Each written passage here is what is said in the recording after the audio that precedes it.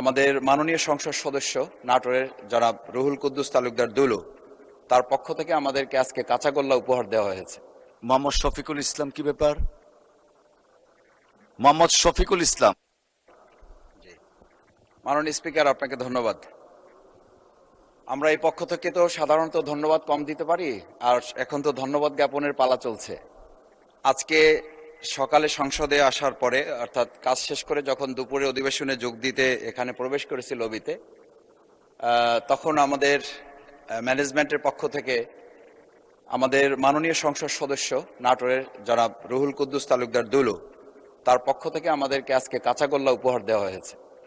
আমরা তার পক্ষে আমরা সবাই তার জন্য ধন্যবাদ জ্ঞাপন করছি যে তিনি কাঁচাগোল্লার এই স্নিগ্ধতা আমাদের মধ্যে ছড়িয়ে দিয়েছেন। মাননীয় স্পিকার, সাথে শুধু একটু কথা বলতে চাই যে ধন্যবাদ।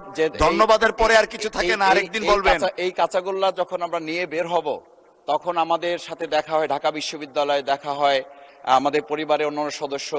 তা সেই সাথে এই কাঁচাগোল্লার স্নিগ্ধতা যেন ঢাকা বিশ্ববিদ্যালয়, চট্টগ্রাম সিটি কলেজ, এবার কুমিল্লা সহ সব জায়গায় যেন ধন্যবাদ মাননীয় সদস্য। আমরা যেন নির্মূলে। মাননীয় সদস্যবৃন্দ, সংসদের বৈঠক আগামীকাল